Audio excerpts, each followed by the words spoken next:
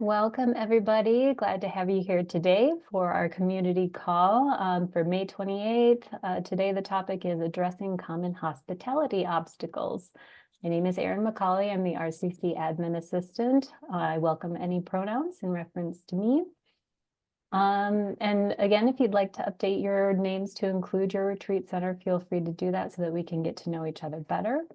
I'm going to go ahead and share our RCC values and community agreements just so you get an idea of kind of the way we like to hold space around here.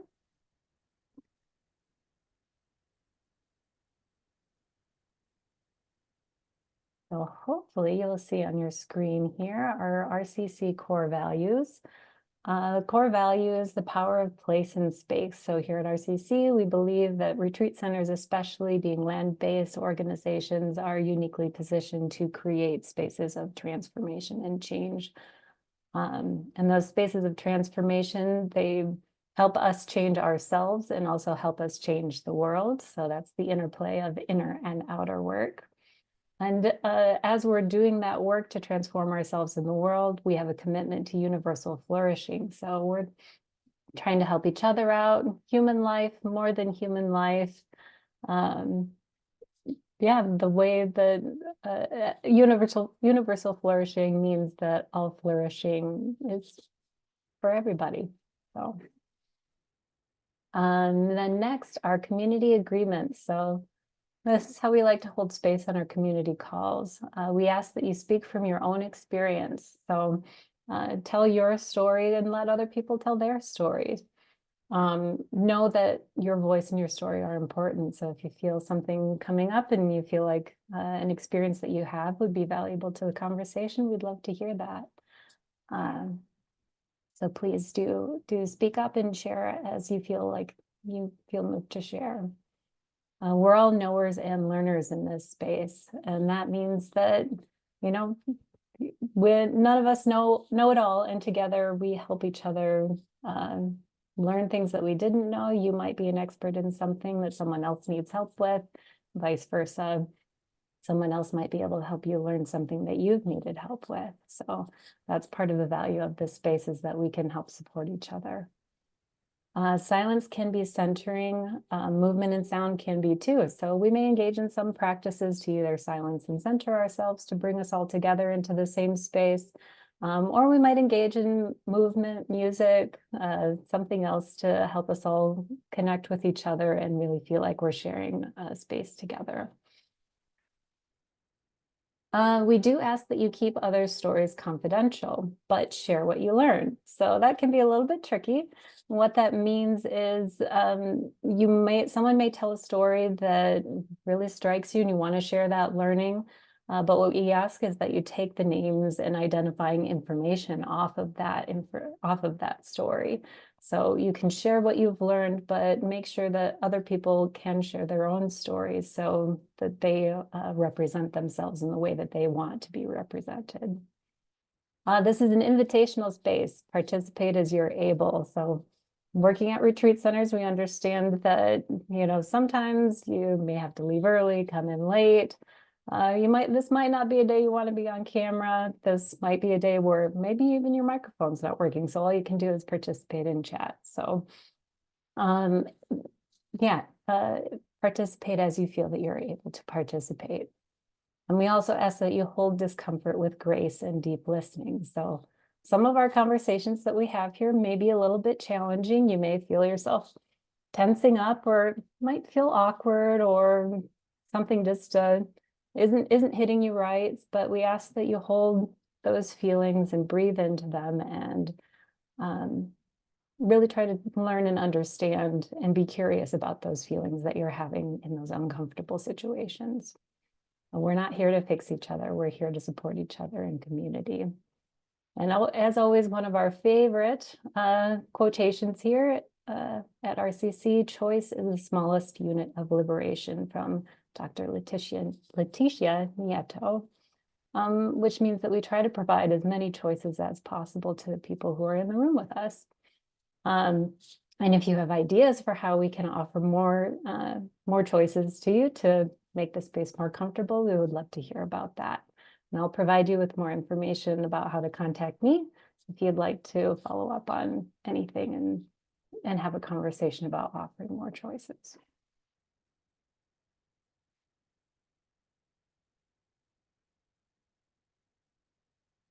And with that, I believe I'll turn it over to Kirstin. Kirstin is one of our Stewardship Circle members, and she'll be leading our call today. Kirstin? Thank you for that introduction, Erin, and welcome to everyone who's here. I see some familiar folks and some new folks. We'll have a chance to go around and each introduce ourselves in a few minutes. My name is Kirstin Vander-Giessen Reitsma, and I use she, her pronouns, and I'm at Gilchrist Retreat Center in Three Rivers, Michigan. We're about halfway between Detroit and Chicago, where the Portage, the Rocky, and the St. Joseph Rivers intersect. Traditional land and current lands of the Potawatomi Band of the Pokagon. And my hope for the call today is to just provide space, set the table a little bit with some ingredients, and then have space for us to share with one another about hospitality, things that we find joyful about that work, things that we find challenging. And I would say some of my motivation and framing here is coming from simply kind of stumbling into retreat center work and then stumbling into relationships with people who I realized were peers, and recognizing that I hadn't had a peer network or community until that moment, and just really valued hearing from other people, particularly around hospitality challenges, so that I wouldn't feel so alone, and felt affirmed in setting boundaries, and just could feel more confident in things that it felt like the space of a retreat center was calling for, which is really a niche vocation within this broader world of hospitality. So I will, as an opening, I wanted to offer a couple of paragraphs from two different people who I have felt really inspired by when it comes to a definition of hospitality or an understanding of hospitality. And I'll read these, and then I'll copy them in the chat, so you can listen with your ears, and then if you want to have them to read with your eyes later, if that's easier for you, they'll be in the chat. So this first one is from Henri Nouwen, who is a spiritual teacher and was a spiritual teacher in the Christian tradition. And at some point along the way, I encountered a summary of his definition of hospitality, basically making space for people to be who they are and to change. So I'll read the paragraph that summary comes from. Again, this is from Henri Nouwen. Hospitality means primarily the creation of a free space where the stranger can enter and become a friend instead of an enemy.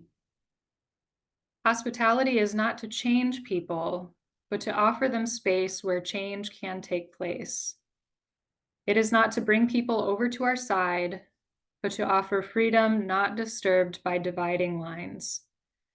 The paradox of hospitality is that it wants to create emptiness, not a fearful emptiness, but a friendly emptiness, where strangers can enter and discover themselves as created free, free to sing their own songs, speak their own languages, dance their own dances, free also to leave and to follow their own vocations.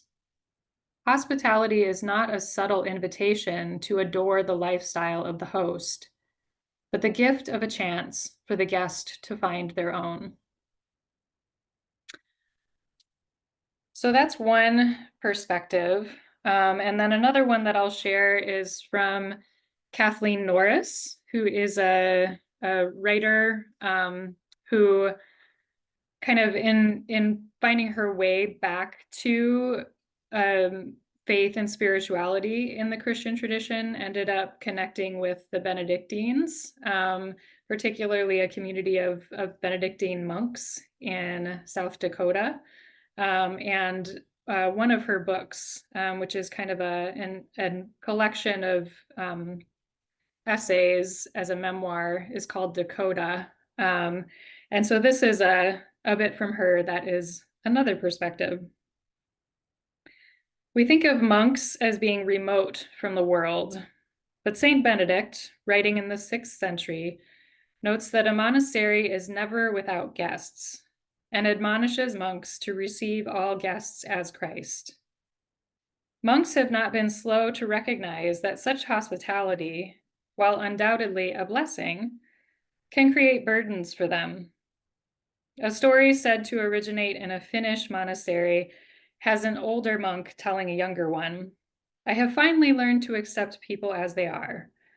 Whatever they are in the world, a prostitute, a prime minister, it is all the same to me. But sometimes I see a stranger coming up the road and I say, 'Oh, Jesus Christ, is it you again?'" So I expect that whatever language we would use for that, some of us have had those moments. Is it you again?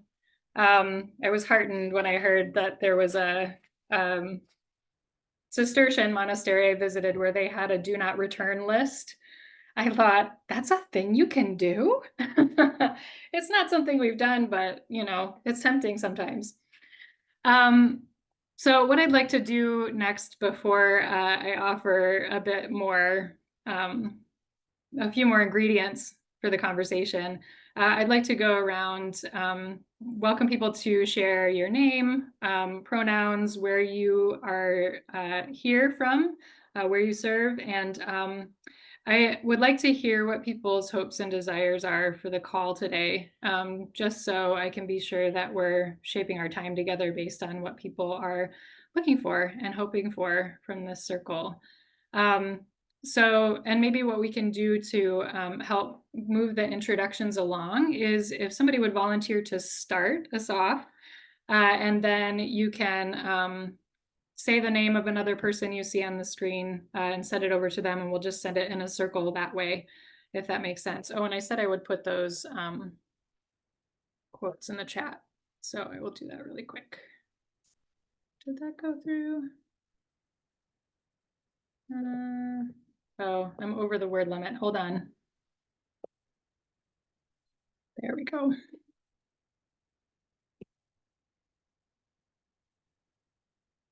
So who would volunteer to start the circle of introductions?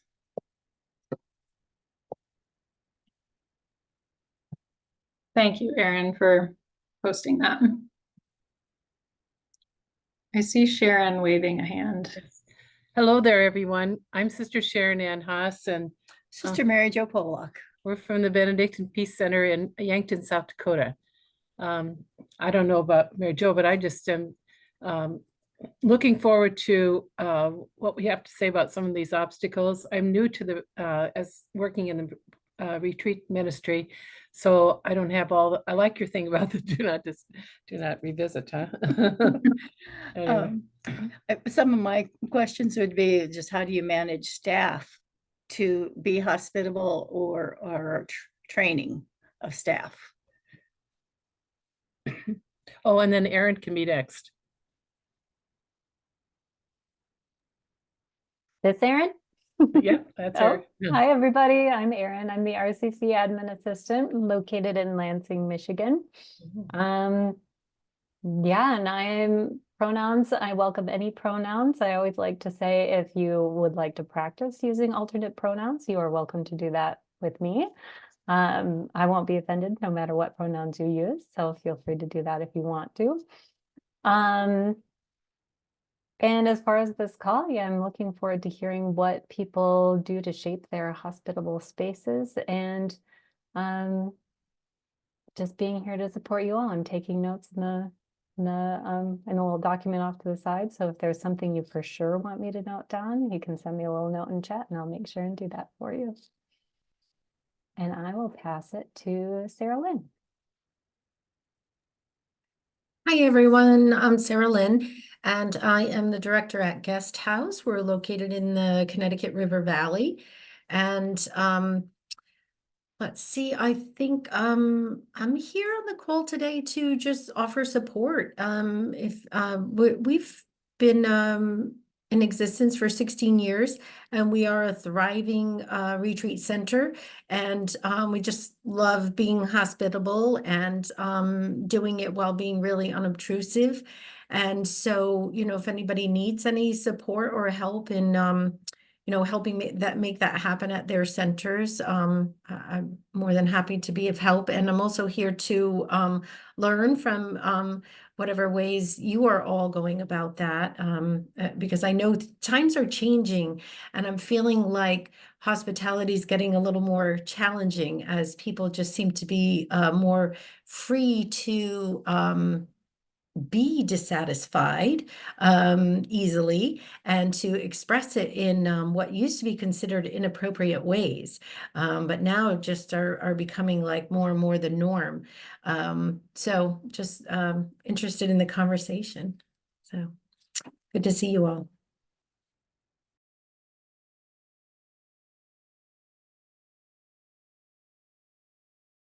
Oh, and I'm supposed to pass on. So how about Tevin?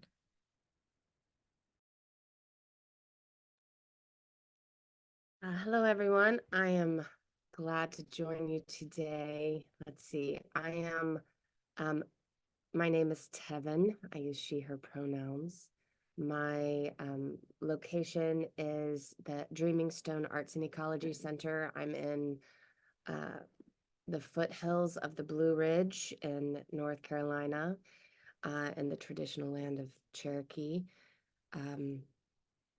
And the reason, I'm interested in connecting with y'all, and that's part of why I'm here. And we are new to this area, learning about a rural conservative social political context, and are very committed to hospitality, and are also in a place where there is a large amount of antagonistic, divisive political concepts that are, infiltrating our community. And I am really interested in learning about how to create boundaries that are loving, and that are accountable to the most vulnerable or historically targeted parts of our community, and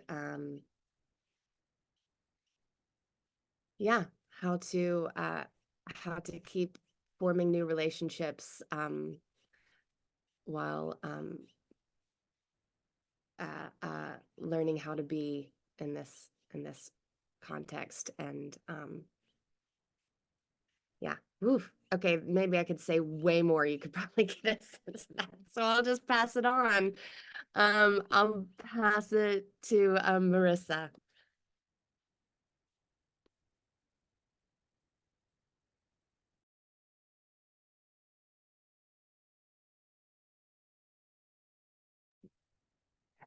I'm Marisa. I am with Well of Mercy in Hamptonville, North Carolina, which is just about 40 minutes north of Charlotte. While I've been going to Well of Mercy since 2006, I've only been on staff for about 3 months now. So I'm the development associate here, and I'm always looking to learn. So that's what I'm hoping to get from this call. So I'm going to pass it on to Kathy.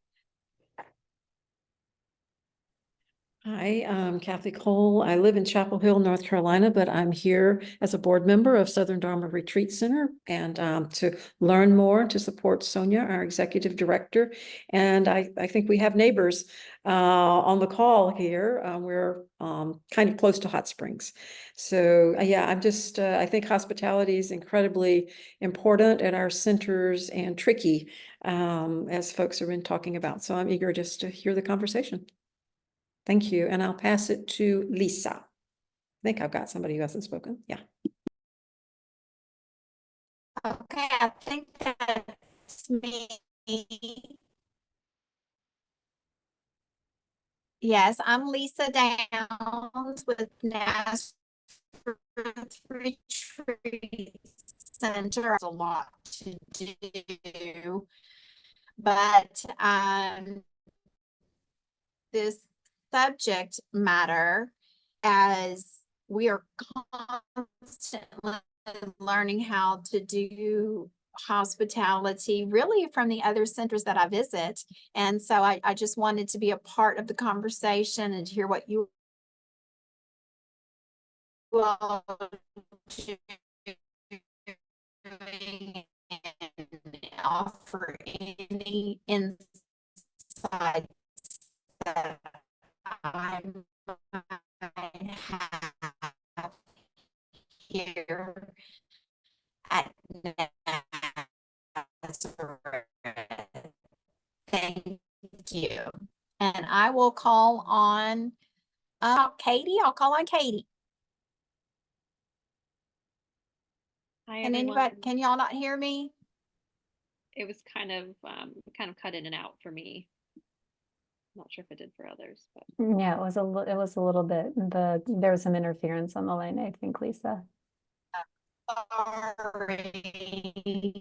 Okay, it happens. Hold on. Paul. Paul. Or Katie. Katie, there's Katie. Hi, yeah, I can jump Katie. in. Thank Thank you, you. Katie.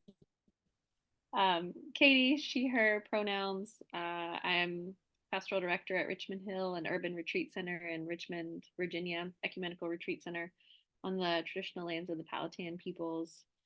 And I think a obstacle that we face, just wondering how folks determine the balance between like need for like finances and having people in the buildings, but then also knowing like human capacity and how do you kind of set that standard of how you when you allow people and when you don't and when what's too much in that rhythm. And I'll pass to Sonia. Hi, Sonia, she, her. I'm the executive director at Southern Dharma. And yeah, we have some very specific challenges, I would say, as a Buddhist retreat center that relate to hospitality, for one thing, because when people come to Southern Dharma, they're expected to kind of work and support the retreat experience in a way that perhaps they're not accustomed to doing at other retreat centers or other places where they take personal leisure time. And another huge challenge for us is the practice of noble silence, which is a very beautiful practice and also can be one that can be used to sort of hide from having to relate to other people in a way that would actually be healing sometimes in terms of situations that we get into with guests who show up and perhaps have certain expectations or needs that are difficult to meet. And so lots of experience here navigating many, many different relationships and contexts that I am interested in sharing with you all, and also just hearing more about other people's kind of philosophies of what exactly it is that we're trying to provide. I did appreciate very much those quotes that you used to frame the conversation, Kirstin. Thank you for sharing those. And I will pass to Paul.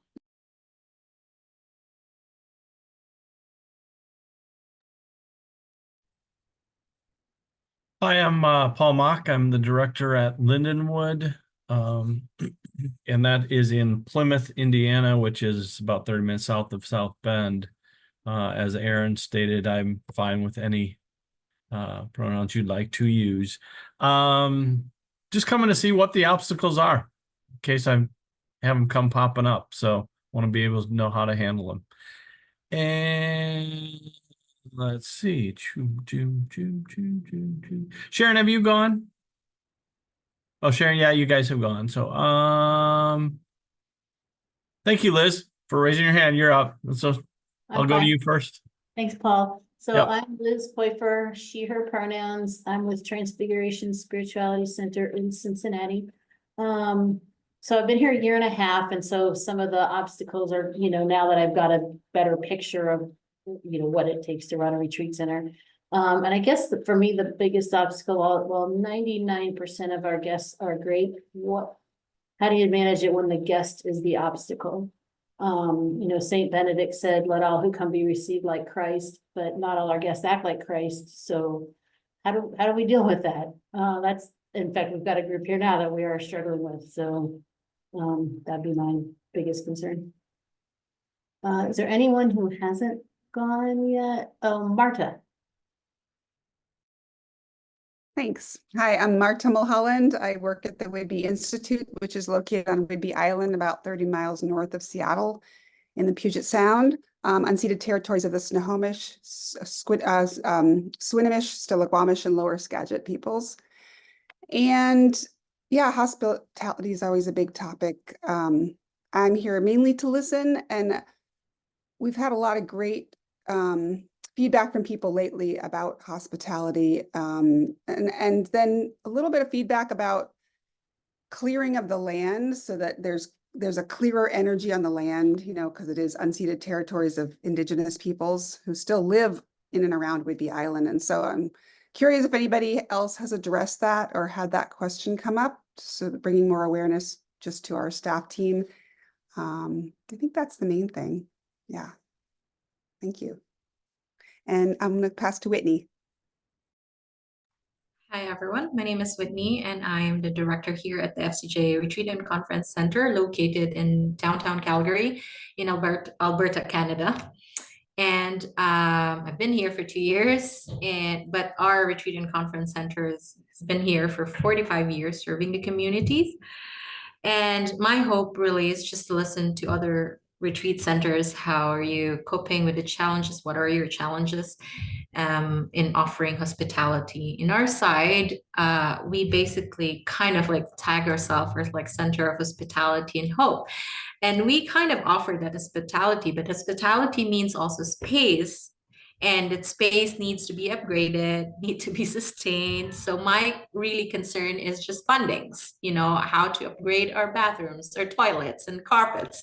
And I know some of you might, feel this as well, like especially if it's like older retreat centers, and how we can not compete, but like, compete with other conference centers as well in area. Thank you. And I'm not sure who else. Rihanna, thank you. Hi, everyone.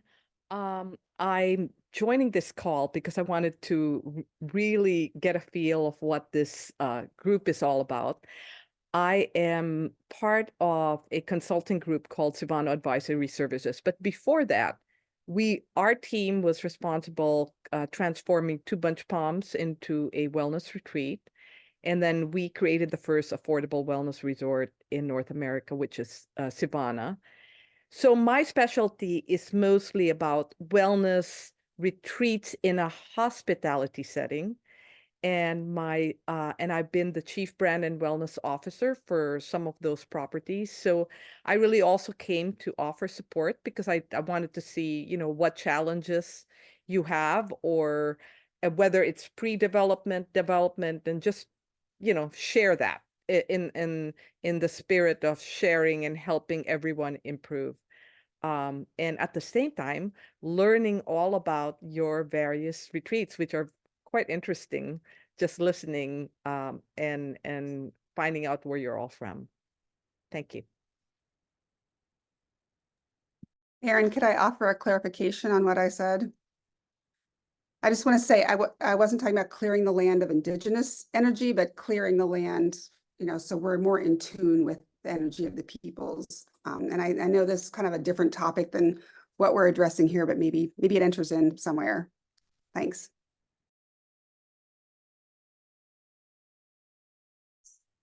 Yeah, thank you, Marta. And I think Stephanie, or there's someone on appearing as a phone number. I don't know if either of those folks is present and listening and wants to chime in.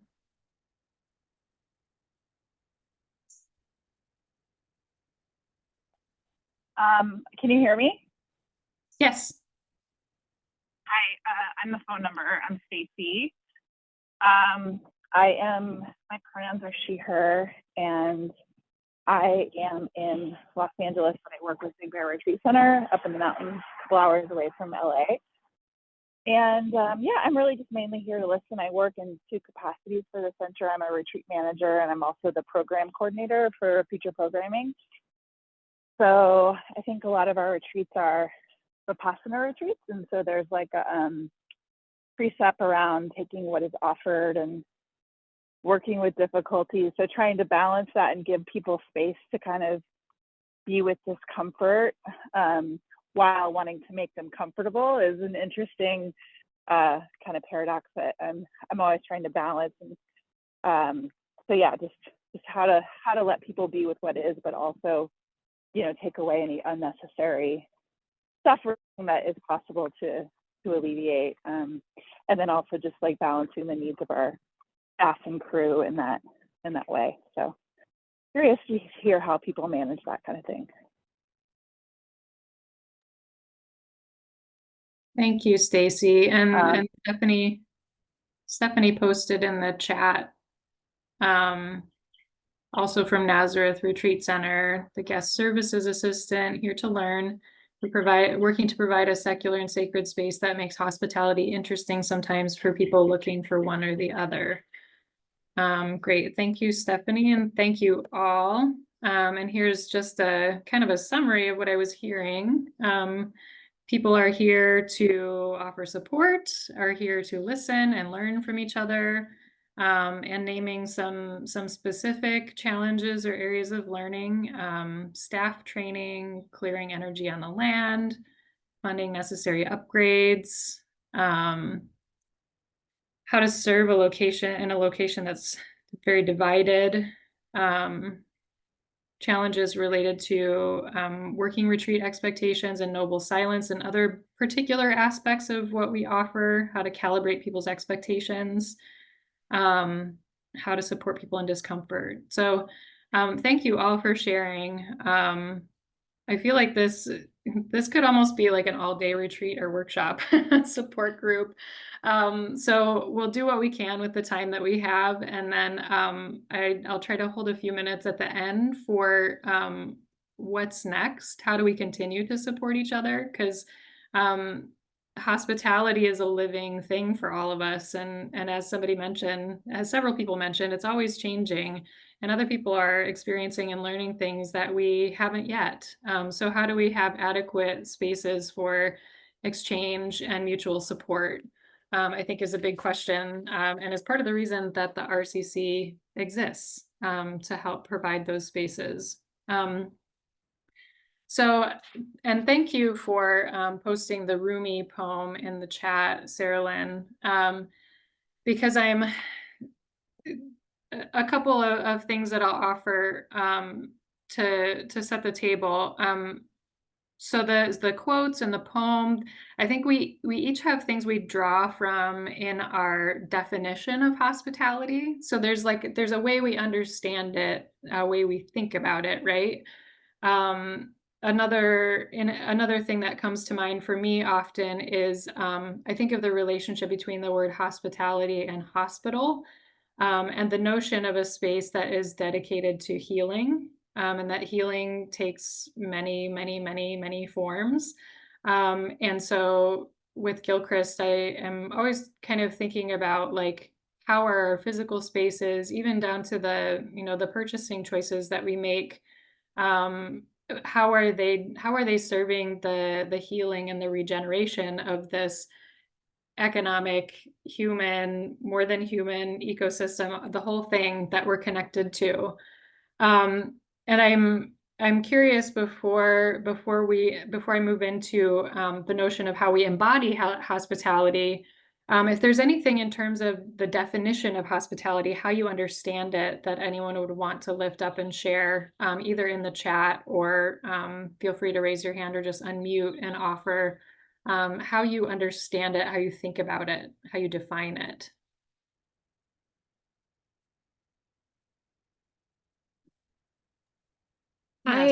Yeah, I'll go.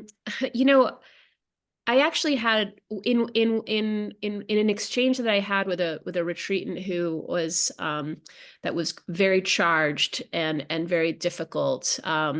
This person was showing up, you know, late outside of the check-in window, and then rather than greeting the person who encountered them when they arrived, they just immediately asked for, you know, instructions in regards to parking the car and no acknowledgement that they were late, you know, and you know, whatnot. And then it kind of went from there. And you know, at one point, this person said, well, I've worked in the hospitality industry, so I know what hospitality looks like.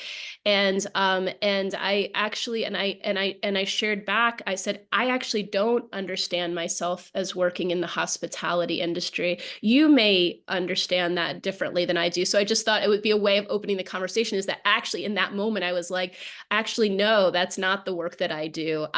We do, you know, transformation, we do healing, you know, we do you know, awakening. We do a lot of things, but what we don't do is what's traditionally referred to as hospitality. And so, I mean, I think we can re-envision hospitality in a way that I think I could very comfortably embrace in my role. But I think in the way that many people understand it, at least in the public or in industry terms, like that, there's a disconnect there. That's not the work that I understand us to be doing. Yeah, thank you for that, Sonia, for lifting up kind of the elemental differences of the way we understand and embody hospitality at retreat centers that are quite likely very different from a hospitality industry standard. Thank you. Can I add to that?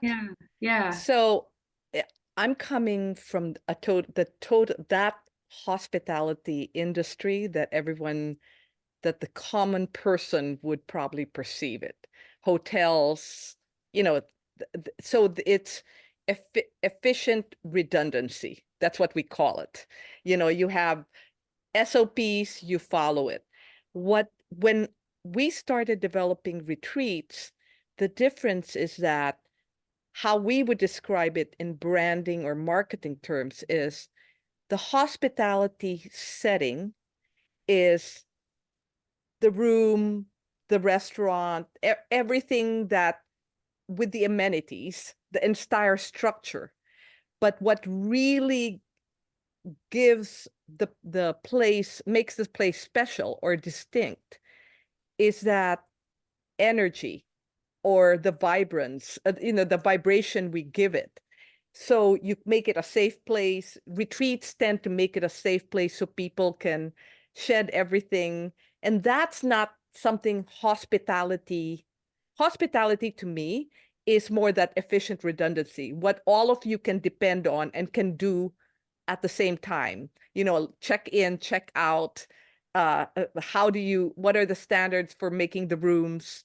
But what retreats do differently compared to the regular hospitality, which I worked for 20 years, is that you give it a different kind of energy, and you produce a totally different outcome. There's an emotional outcome, there's an emotional connection that people just don't find in hotels or regular lodging. That's how I understand the difference. Thank you very much, Rihanna. Marissa, you raised your hand.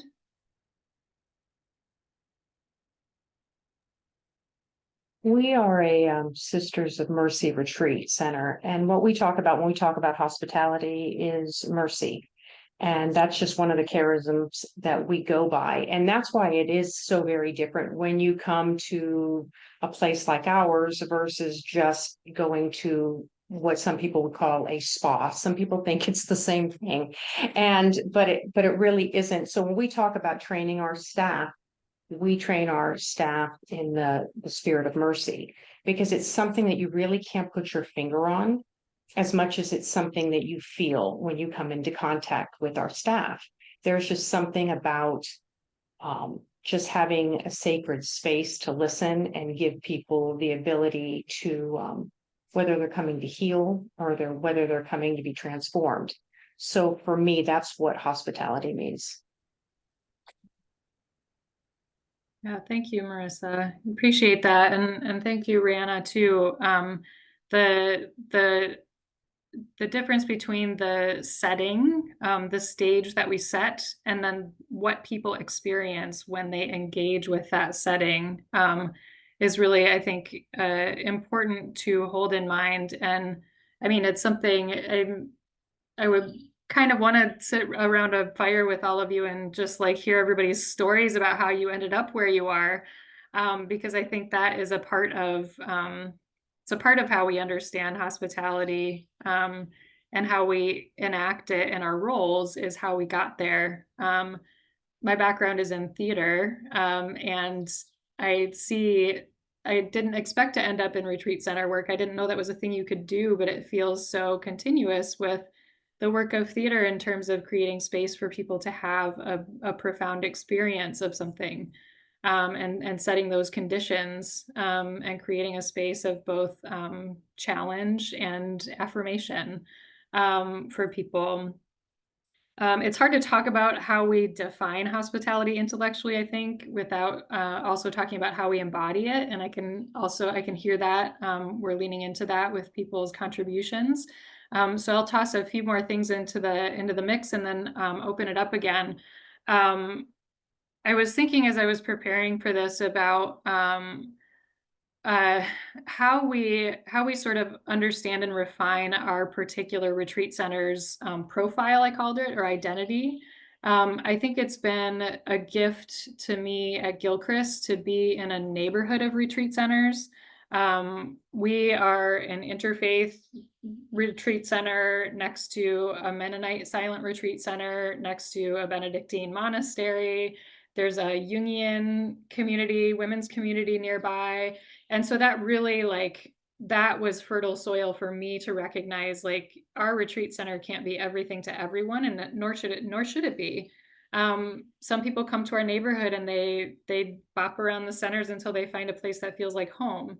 And the fact that we're all quite different from each other makes it more likely that they will find a home in our neighborhood, where they feel like they can rest and grow.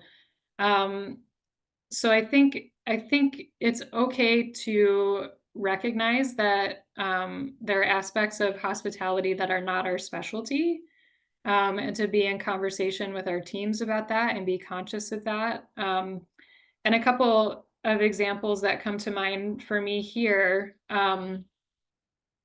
We had a group last year. We did a project to work intentionally with a group that was facilitating a couple of retreats for emerging BIPOC artists. And those artists came here, one group for 3 nights, one group for 4 nights, and gave us some feedback on their experience at Gilchrist. And the first group was really insistent that we needed Wi-Fi in the cabins, we needed walkie-talkies, we needed to provide more golf carts for people to get around. And we, our team is going into this experiment receiving all feedback and wanting to take it seriously. And what we heard from the facilitator of the group was, that's interesting feedback, but whoa, please don't put Wi-Fi in the cabins or introduce walkie-talkies or more golf carts, because the facilitator is actually a person who is trying to create a certain kind of space, and they're doing that at Gilchrist for a reason. And so she really affirmed the boundaries that we've set in terms of our identity and what we offer and don't offer, because I mean, the kind of phrase that came out of this conversation was regenerative disruption. That those things represented a short-term disruption in the lives of the folks who came here to be on retreat, but that was actually part of the formative experience that she was trying to create for folks. We also here at Gilchrist, Gilchrist was started in 1995, so it's been a while, almost 30 years. And in that whole time, we've had a tradition of folks leaving the space as they found it when they leave. So preparing the space for the next person, and that can be an obstacle for some folks who are used to coming into a space, being there and walking away. And that's a particular kind of gift that can be a retreat experience too, right? But part of our identity that we get both positive and negative feedback about is that we ask people to clean when they leave, strip the beds, those kinds of things. And one other example that comes to mind for me that I appreciate, because the folks who were the co-directors of the Hermitage community, the retreat center next door to us, picked this up from a retreat center that they visited, I think in France, with their family years ago. It was a very remote retreat center, and their travel schedule, it was easiest for them to arrive around 9 p.m. And the retreat center simply said to them, it's not a place to arrive after dark. And so they stayed somewhere else with their family in town, and they arrived the next day in daylight and realized why that mattered. And so that was a term that that was a phrase that they began to use at the Hermitage. It's not a place to arrive after dark. And it's a place that a phrase that we've started using here at Gilchrist too, that sometimes there are boundaries that we set for people who visit that aren't about our convenience primarily as a staff that runs the retreat center, but that boundary is actually an act of hospitality and welcome for people who will otherwise get here and not know where they're going, knock on a random door, all kinds of things that can happen when somebody's really disoriented in a space at night. But I think the counterpoint that I would make to knowing some of your limitations and boundaries is knowing what our sweet spots are. I think one of the beautiful things that has come out of the retreat center collaboration is creating this community of cooperation versus a community of competition, and that we really can recognize and honor each other's sweet spots. And thinking about what guests express thanks for over and over again, and really lifting that up and being conscious of that as a team, and embracing the beauty of that. And then also, like, what are the areas of hospitality that are top of mind for us to work on? Some folks were alluding to some of those things in the challenges that they were raising in the introductions. So I'll say a couple more things, and then I want to have space to kind of like bring some of those out and maybe share experiences and wisdom around that. Two other brief things that I wanted to share. I think we've experienced a challenge here at Gilchrist, and I think I've heard it resonating in the larger retreat center collaboration too, of how we move from a general kind of all are welcome, like of course everyone's welcome here, to spaces that have been really thoughtful in anticipating the presence of folks who have been historically excluded, not just at retreat centers, but in a number of ways. What are not just the ways that we transition our thinking around that or our learning, but like actually transition our spaces around that. So that somebody who arrives at our place sees a communication, a message that their presence was anticipated and that they specifically are welcome in our place. And I'll say one of the things that we've struggled with for years here at Gilchrist is we inherited a library of books of a certain type, right? With some dominant themes and dominant authors, some expensive volumes of special things that were donated. And that's been a years-long process, and it's still in process. It's I think going to be as long as my tenure here, to shift that library from, just kind of well-intentioned, but maybe less intentional collection than we would like, to something that really is truly the facilitator who we worked with that project on with emerging BIPOC artists was talking about how the library is one of our most powerful embodiments of who Gilchrist wants to be in the future.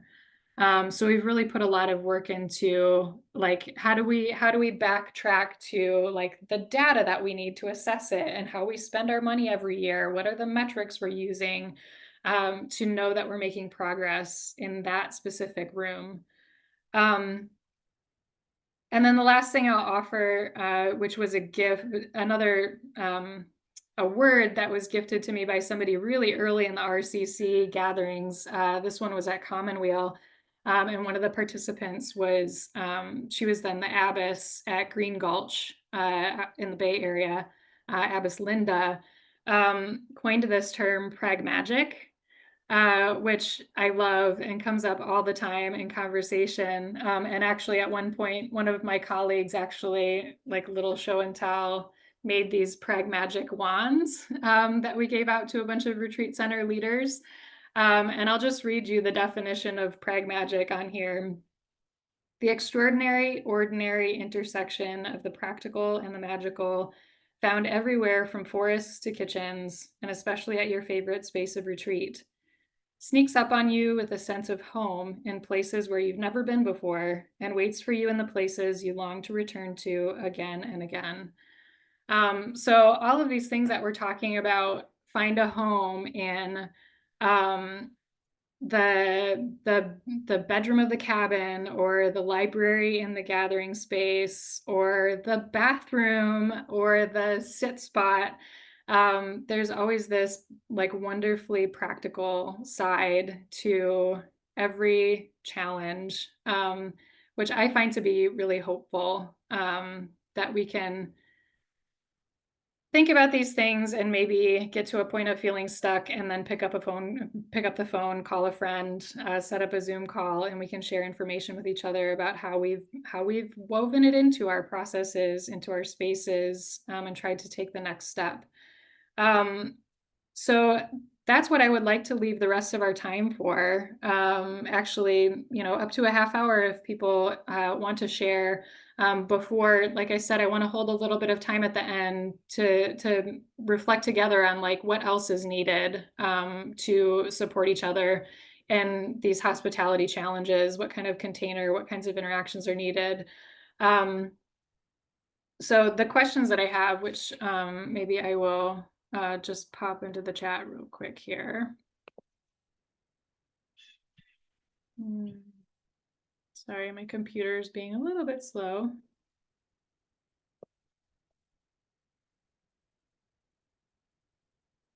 So questions, what are some particular challenges you and your center face when it comes to hospitality?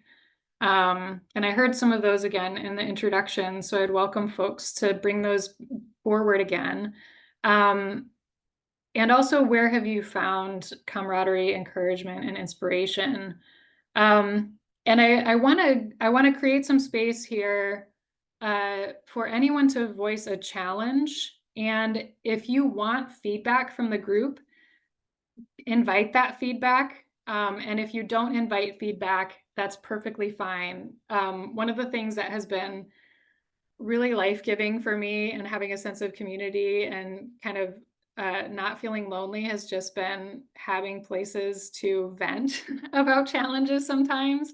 So you can offer something you need to voice and not assume that you're going to get advice if that's not what you want.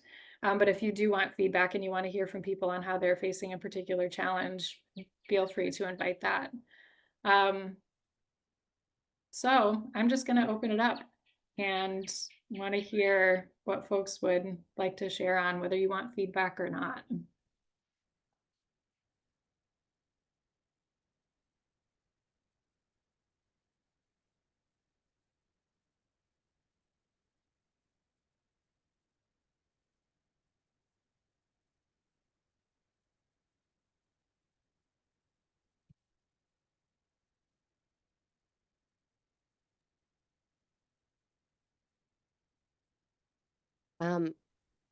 I'm feeling a little shy, but also excited to share. I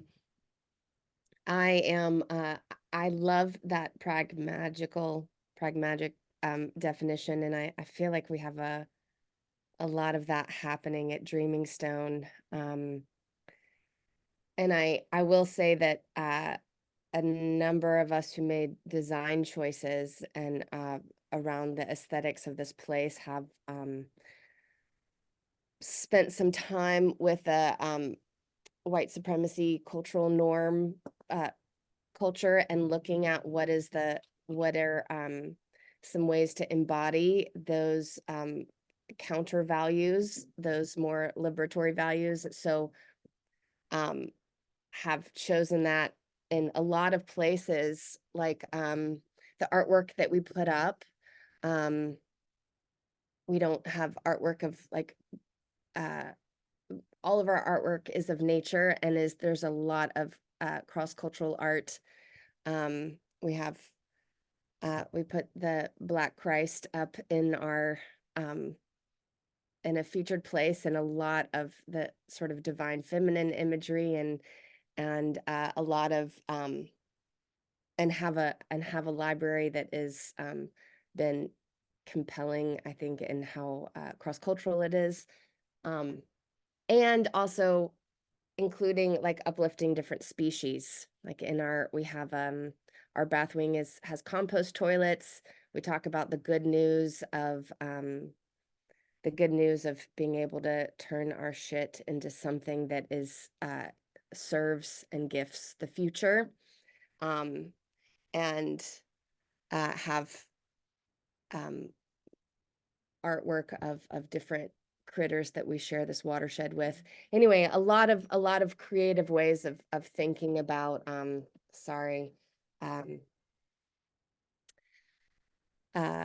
how to expand our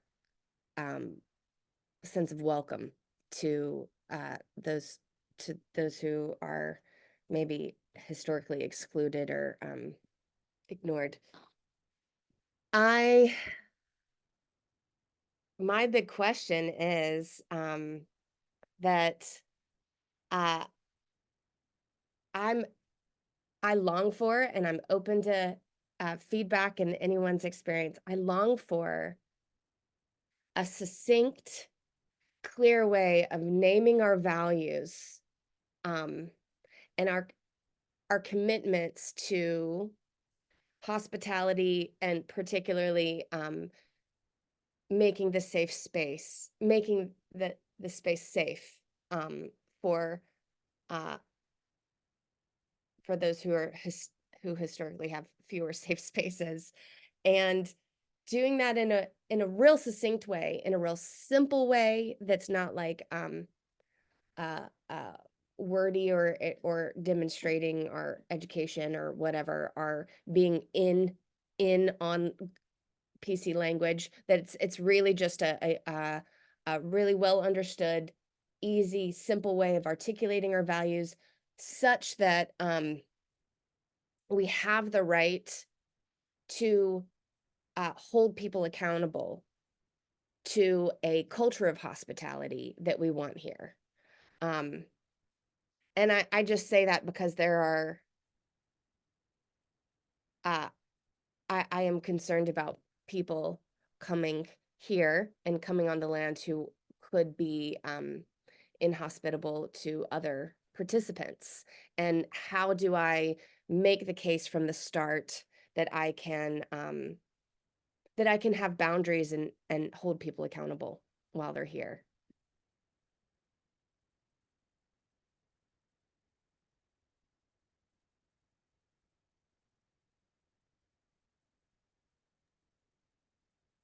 Thank you for raising that question, Tevin. And I hear you asking for feedback from folks who have something to share. And I think one of the things that's coming up for me is the way that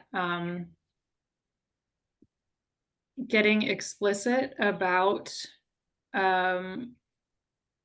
intentional inclusion and radical inclusion can create an experience for folks who are used to being at home in a space of feeling threatened and unwelcome, which I really resonate with. I think one of the things that I've bumped up against is an assumption that a space is neutral. Like, we've tried to keep this space as neutral as possible so it can be welcoming, and not understanding that spaces themselves communicate welcome or unwelcome, or who was anticipated, who was not part of the thinking and the design. I appreciate you bringing design into it as well. And so, you know, for me, a related question is like, when do we risk excluding somebody who's part of the legacy of a place in order to be more intentional and explicit in our welcome to people who haven't seen themselves in these spaces as often? What's the wisdom of the group on this?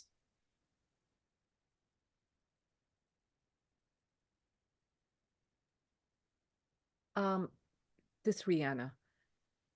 When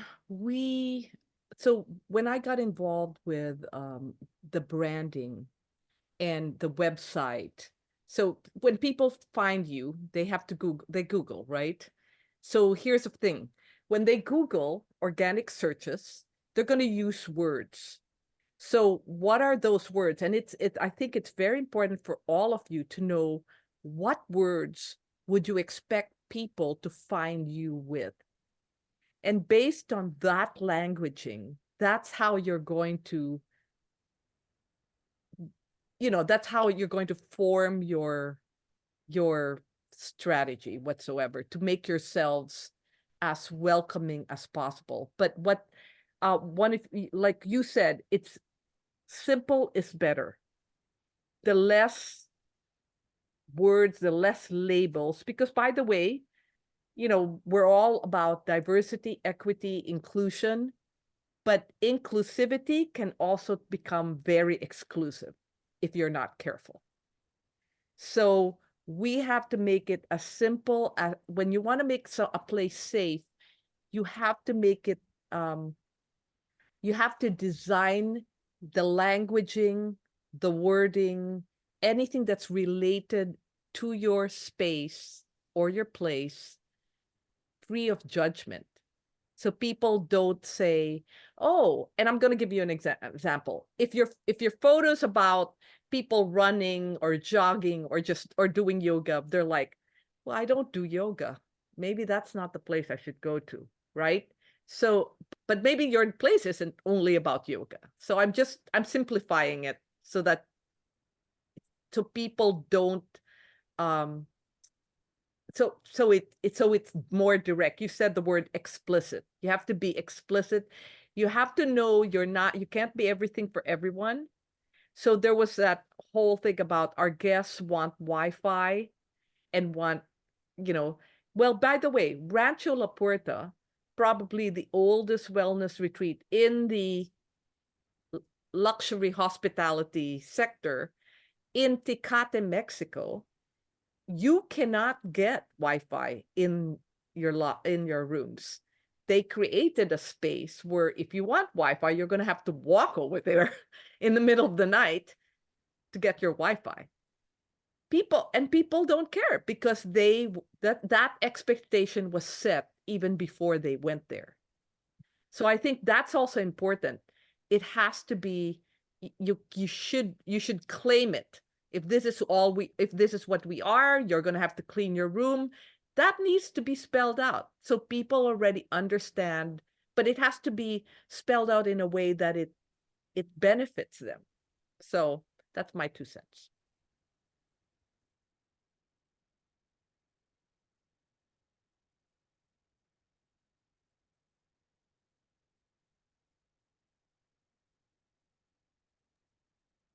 I'm kind of curious if people have specific examples of language that you've chosen to use or not use in this regard, and also like policies, practices, stories of maybe when it's been difficult. I'm thinking of something like I'll lift this up as an example. We don't need to go down this road, but pet policies, animal policies, right? Folks have very different feelings about dogs across the spectrum of identities, right? So sometimes in making choices about policies or making choices about how we design a space, there's a way to communicate without words in a way that gives people a sense of whether it's a place they can feel at home or not. So I'm curious what folks have run up against in terms of language and policies.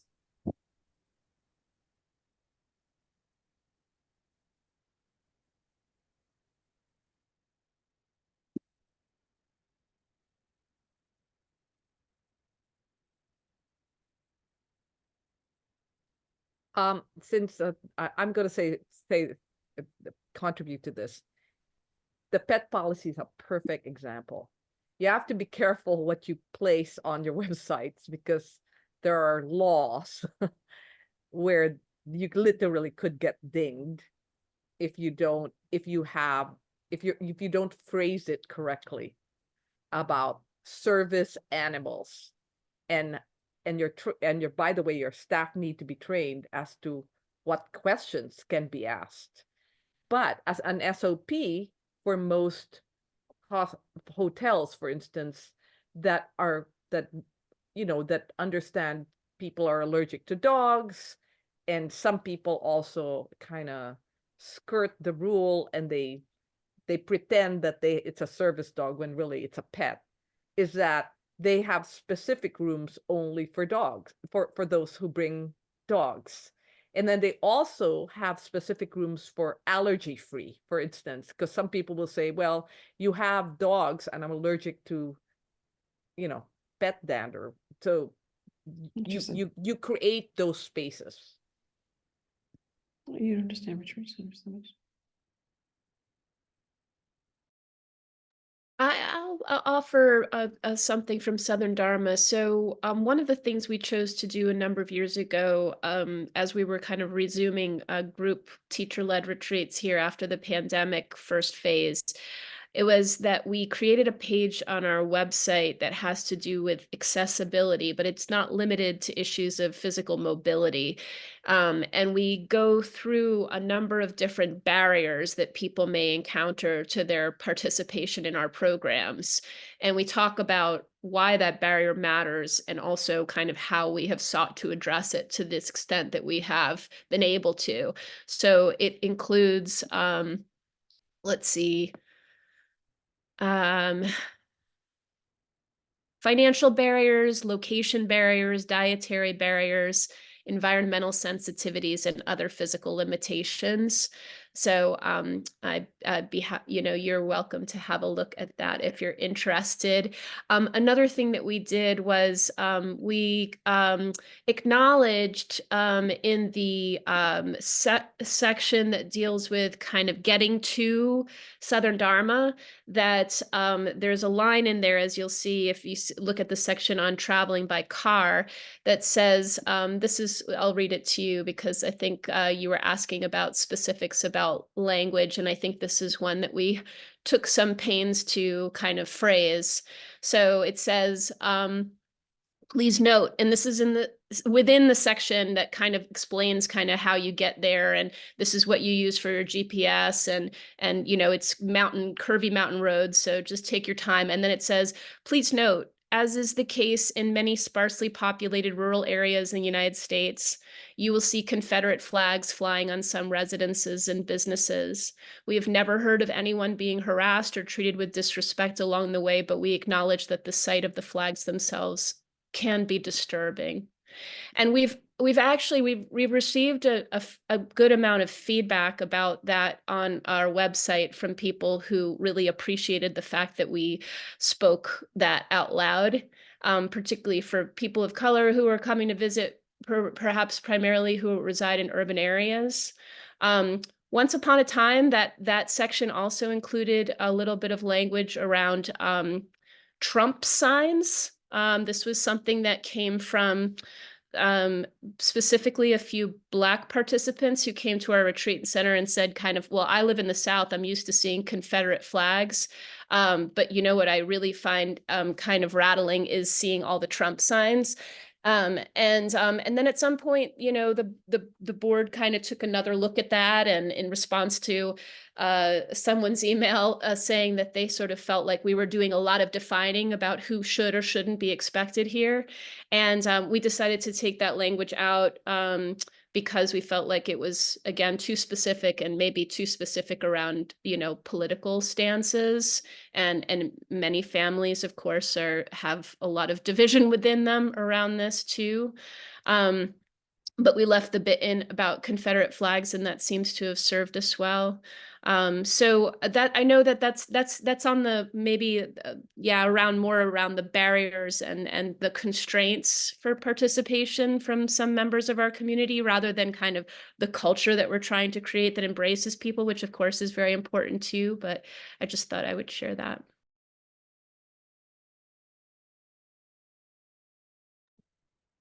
Yeah, thank you for sharing that, Sonia. And I think you're highlighting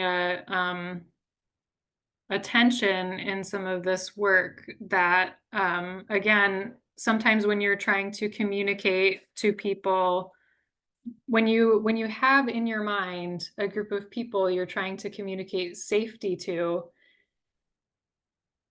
it, you know, whether it's real or not, there are other folks who can feel like they are being excluded by that choice. And that's something that we've really struggled with as a team here often, is this kind of pushing through the notion that that not saying anything or not making a choice is neutral. We've wrestled with that here in terms of the shooting that happens in our neighborhood. There are a lot of things that I think are, you know, Confederate flags and things like that are common to rural retreat centers, something that is just a part of rural life, that for some people feels very familiar and safe, and for other people feels very threatening. And if you center those who feel threatened, the folks who feel safe can come to feel threatened. So how do we make those choices when that is some of the dynamic that occurs? We've talked for years about putting signs on the edge of our property about how we don't allow hunting. And that's been a tough one. Because there are folks in our neighborhood and who are part of our community who feel like that threatens them personally. Yeah, and it's a big shift for a community to make.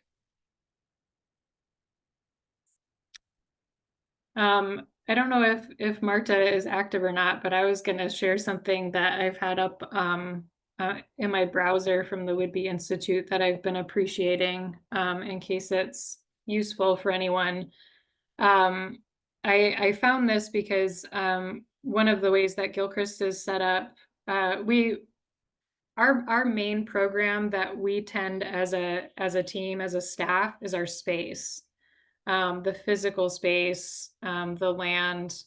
And then we have facilitators who fill that space with what they have to offer. And we have individuals who come here on solo retreat to experience that space. And so one of the things that we wrestle with in this kind of ecosystem is how do we encourage our first facilitators to participate in the culture of welcome and inclusivity that we would like to uphold here. And so this link that I put in the chat, I found because I was looking at Whidbey's,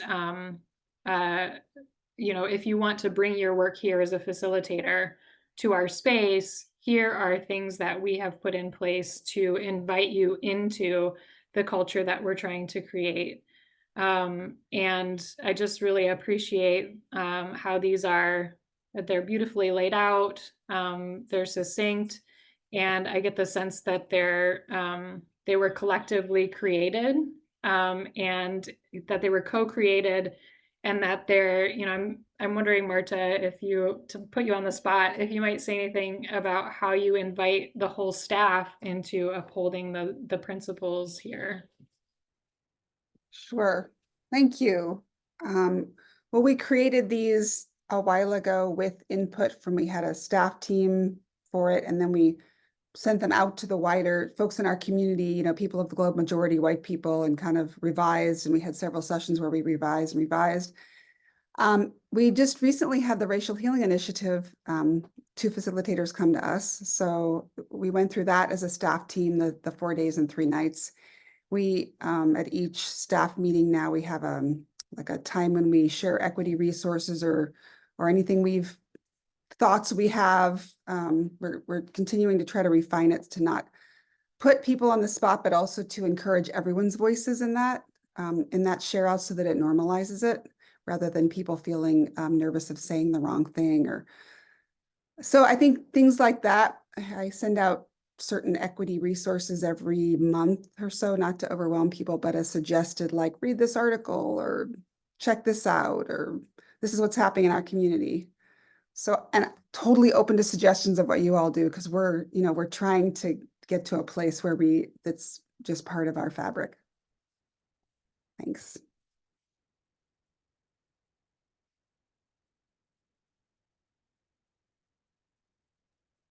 I was just going to share a little thing that came up for us this year around accessibility and kind of a welcoming hospitality thing.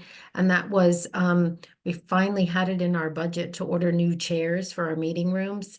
And so there was a lot of discussion around back jacks, and a lot of our clientele was older, so we were definitely getting a thumbs down that people were just having knee and hip problems, didn't really want back jacks. And so when we went to order chairs, we ordered chairs with arms, chairs without arms, and then we ordered extra large chairs that are wide. The feedback has been so tremendous and so positive. What a difference the right chair makes for a person, you know? So people who come like with music groups are just loving the no armchairs because they can play their guitars without banging them on the arms. But then we have older people who really want the arms because it helps them to push themselves up. And then we have our larger human beings that are delighted to have, you know, chairs that can fit them and suit them. And so such a small thing, you know, that maybe we would have just done it without thinking previously, just order a bunch of chairs to be, you know, replace the ones we had before. But we were also surprised, you know, you kind of just have this tendency to think retreat center, you know, you probably go with like 50 chairs, back jacks, and we're getting like almost no requests for the back jacks unless it's maybe a yoga group or a meditation group, because just a lot of people have trouble, especially if they're going to be here for a long period of time. It's just not a comfortable sitting situation. And then what happens is if they do have the back jacks, then they'll start requesting, like, do you have any different cushions? I need a different cushion to position myself so that I can stay in the back jack. And so, yeah, I think it's a really big thing to think about how they feel sitting in the space. You know, we give a lot of thought to like the design of the space and what's might be hanging on the wall or not and so forth, but just where you're going to sit your body for all those hours is critically important. So just wanted to share that when you're planning those kind of things is important too. Yeah, thank you so much, Sarah Lynn, for lifting up that practical example. We recently bought new chairs as well, and that was really praxis for us, I would say. You know, this action reflection process, and what I heard in what Marta was sharing too, of like asking for feedback, checking a decision with people who are impacted by the decision. And just being really open to what you hear, that it might not be what you expected. I really appreciate that. We have just a few minutes left. I'm so tempted to dig into that question of like what we do when the guest is the obstacle. Because I think that is such a challenge. What do we do? Not just when we're thinking about words for our website or making a purchasing decision, but when we're really confronted with a person who is whether through not knowing or through defiance, showing up in our spaces in a way that is not what we intend or not the culture that we're trying to create. Maybe we could just take a few minutes, if people have thoughts on that. And then I want to leave a couple minutes too for like, what do we need next to continue this conversation and support people in their in sharing around these obstacles.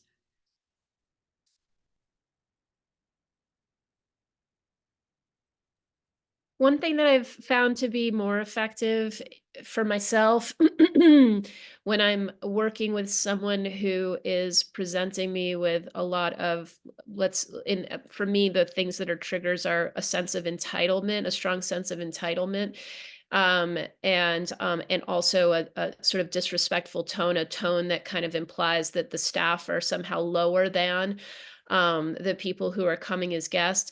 One thing that I've found to be more effective is to talk about kind of the impact of that on me and on others on the staff, rather than fixating on kind of the behaviors that they were displaying and the wrongness of those behaviors.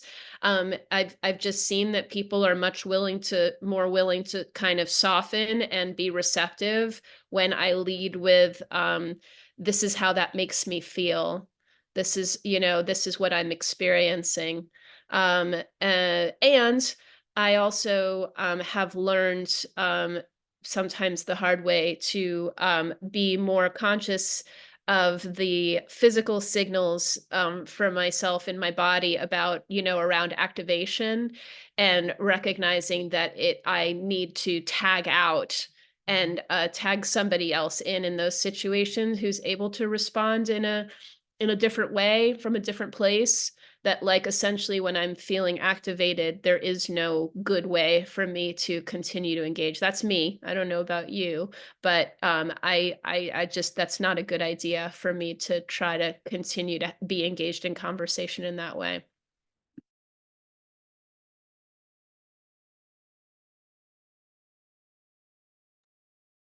Yeah, thank you for that, Sonia. And it brings to mind something that we do. I almost wasn't thinking about it, but I was realizing, like, when we have, I'll just call it a violation of a policy, or even something that, we didn't even realize was a thing that we expect of people, but it is a thing we expect of people. Our team will talk about those things and make a collective decision about whether it rises to the level of, it's just something that people do that happens. If they come and it happens again, then we'll talk to them. Or if it's something that really was doing injury to the culture in the space that we really need to address. So, just a couple of examples. We had somebody come recently who is a regular guest who hasn't done this before, but they used something very perfumey in the cabin that it took us a week to get it out of the cabin. That's a thing where we would say collectively, like, we had to work at it, but it's okay. If it happens again, maybe we'll say something.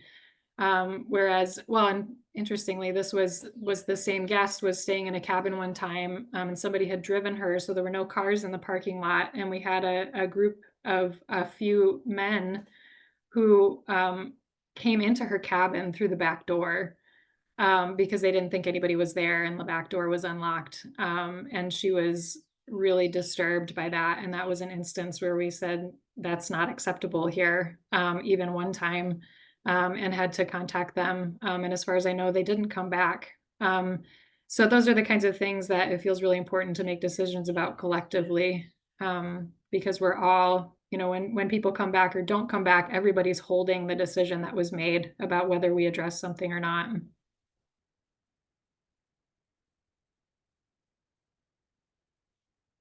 So as we wind down toward 3 o'clock, our end time, is there more that we need around the issues that were spoken or unspoken today to continue to support each other? I know we've got tools in the Facebook group, that is a place where we can, if we have a particular challenge, we can post it for feedback.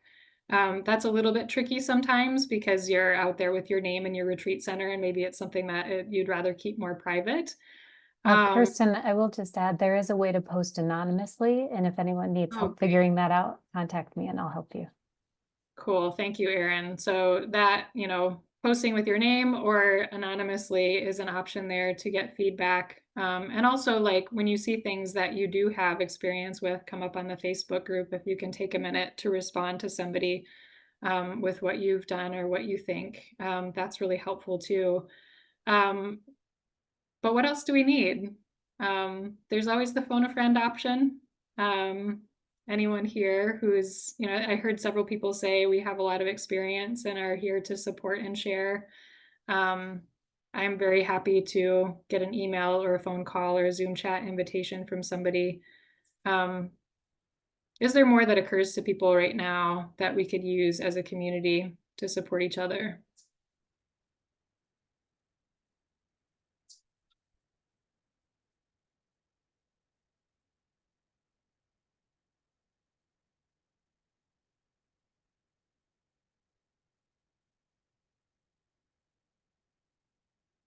Well, if anything occurs to you, please feel free to reach out to me or to Erin.